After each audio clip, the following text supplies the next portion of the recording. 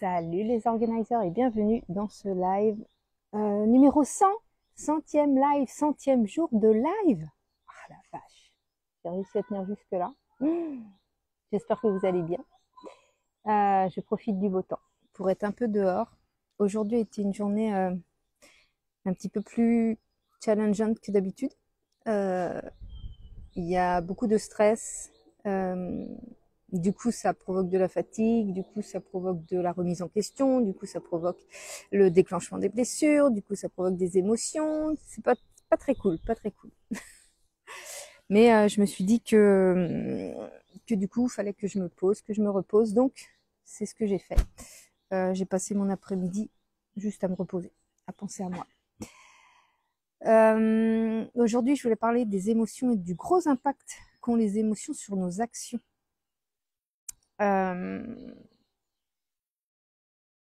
En fait, pour manifester ce qu'on désire, on va avoir besoin de gérer nos émotions. Parce que nos émotions, elles sont géniales. C'est qu'elles nous montrent là où on a nos blocages, là où on a nos croyances, là où on a nos limites intérieures. Et le fait de comprendre ces émotions et de pouvoir les réorienter en fait avec de la reprogrammation mentale, reprogrammation du subconscient, eh bien, ça nous permet d'ouvrir de nouvelles portes pour manifester ce qu'on désire. Et comme les émotions sont très très importantes dans la manifestation et que les blessures déclenchent des émotions qui sont filtrées par les blessures, on se retrouve avec des actions qui ne correspondent pas, qui ne sont pas alignées, qui ne correspondent pas à ce qu'on désire profondément, mais qui sont en fait en répercussion à nos blessures. Pareil, je vais te donner un exemple. Quand je travaillais dans ma première entreprise qui a déclenché ma blessure d'injustice et ma blessure de rejet, j'étais très stressée et en fait ce stress, l'émotion que je ressentais, c'était que comme ils me reprochaient toujours plein de choses, ils étaient toujours pleins de reproches par rapport à ce que je faisais, c'était jamais assez bien. Ou dès qu'il y avait une erreur, c'était moi un peu le bouc émissaire. Et du coup, qu'est-ce que je faisais moi? Enfin, l'émotion que j'avais, c'était faut que je fasse encore mieux, enfin, mon émotion, c'était j'ai pas envie d'être rejetée, j'ai pas envie de ne pas être aimée, j'ai pas envie je trouve pas ça juste, mais en fait, si je deviens parfaite, si j'essaye d'être parfaite, ils ne pourront plus rien me dire et ils ne pourront plus rejeter la faute sur moi. Donc, qu'est-ce que j'ai fait? J'ai enclenché ma blessure d'injustice, j'ai essayé d'être la plus parfaite possible, j'ai essayé de les satisfaire au maximum, j'ai tout donné, j'ai travaillé, j'ai fait des heures gratuitement, je me suis donné à fond et qu'est-ce que ça a provoqué? Ça a provoqué que j'ai fini par m'enfuir de cette entreprise parce que ça a déclenché clairement une saturation et je me disais si je pars de cette entreprise, c'est bon, je vais être tranquille. Sauf que la blessure du rejet, qu'est-ce qu'elle fait? Elle te fait fuir. Elle te fait fuir plutôt que d'affronter tes émotions et d'affronter la situation. Et ça résout pas le problème. Donc 6 ans plus tard, une fois que j'avais quitté l'entreprise, 6 ans plus tard, ces émotions m'ont rattrapée et je me suis retrouvée en burn-out parce que l'entreprise où je travaillais, qui était pourtant beaucoup plus...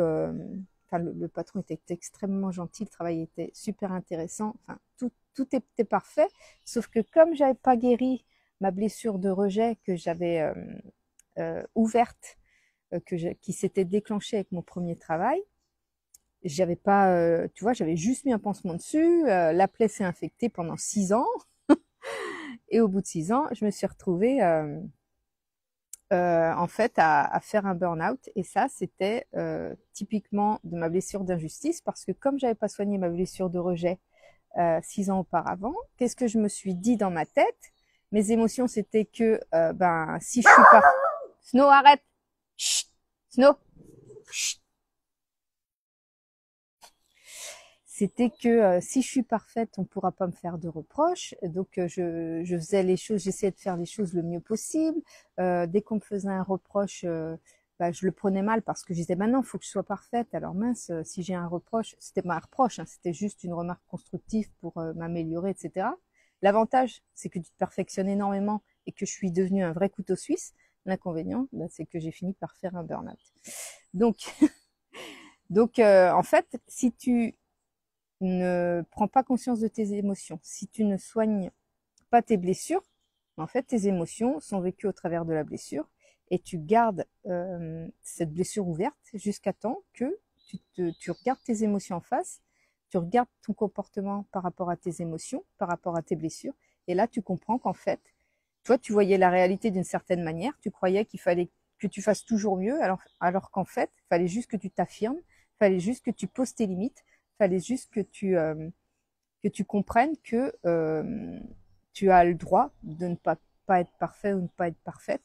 Tu as le droit de ne pas accepter certaines choses parce que euh, bah, tu es juste humain, humaine et que tu as besoin de toi aussi de prendre soin de toi en fait et de ton bien-être. C'est pas de toute façon ça c'est comme les critiques en fait. Tu ne plairas jamais à tout le monde. Donc que ce soit au travail, que ce soit dans une relation, etc. Faut savoir poser ses limites et pouvoir accepter aussi qu'on puisse pas être parfait, qu'on puisse pas euh, répondre à tout par la positive, qu'on puisse pas satisfaire tout le monde. Ça fait partie de l'humain en fait. On ne pourra jamais être parfait. Il y a comme on dit, la perfection n'existe pas, mais c'est tellement ça. Mais pour pouvoir le vivre de façon sereine, bah, c'est de prendre conscience qu'on a nos limites, de prendre conscience que les émotions qu'on a peuvent parfois être dirigées par les blessures qu'on entretient et que quand on comprend que c'est la blessure, que c'est au travers de la blessure que on a ces émotions-là, et qu'on a ces réactions-là et ces comportements-là, ben là, à ce moment-là, on peut commencer à changer ses comportements, à poser ses limites, à comprendre qu'en fait, ben les gens, ils nous aimeront pas moins parce qu'on pose nos limites. Les gens, ils nous rejetteront pas plus parce qu'on pose nos limites. C'est juste que on se respectera beaucoup plus et finalement, c'est à qui est-ce qu'on doit donner le plus d'amour? Ben, c'est à nous-mêmes parce que c'est nous qui sommes dans notre corps. Les autres, ils en ont rien à faire finalement. Si toi, tu n'es pas capable de te donner l'amour, les autres pourront pas te donner ce que toi, tu n'es pas capable de te donner toi-même. Et tu vois, aujourd'hui, j'étais challengée parce que je voulais absolument finir la présentation du programme parce que demain, j'ai prévu de finir de filmer toutes les vidéos qui correspondent au programme. Et comme ça arrive très vite, le lancement, ça arrive mardi. Et en fait, qu'est-ce qui s'est passé ce matin? J'ai eu déjà dès le lever, j'ai eu ma sciatique en vrac. J'ai eu mal au nerf sciatique. Je dis ok, ça c'est relié à à ma relation à l'argent, mon rapport à l'argent, c'est clair parce que je m'inquiète en ce moment. Je me dis et si le lancement il marche pas, et si j'arrive pas à vendre le programme, et si, bon bref, je me mets de la pression toute seule alors que même si je vends pas le programme, même si je ne vends pas le programme, euh, je je peux vivre tout à fait normalement, hein, ça change rien du tout par rapport à ma vie actuelle. Mais voilà, je me mets une pression inutile comme ça. Donc voilà, le nerf sciatique c'est bloqué. Ici, grosse douleur au niveau de la cage thoracique. Ça c'est pareil, c'est le stress qui provoque ça. Euh, mon envie de faire les choses parfaitement, mon envie que ce soit fait à ce moment-là et pas à un autre. Enfin bon bref, ma rigidité de la blessure d'injustice, c'est terrible. Et donc j'ai scanné tout ça. J'avais aussi les yeux très secs. Ça c'est typique de la fatigue. Fatigue, je pense fatigue plus due aux fatigue émotionnelle plus qu'autre chose. Donc ce que j'ai fait, c'est que bah, ce matin j'avais une mission freelance, donc j'avais cette obligation de travail.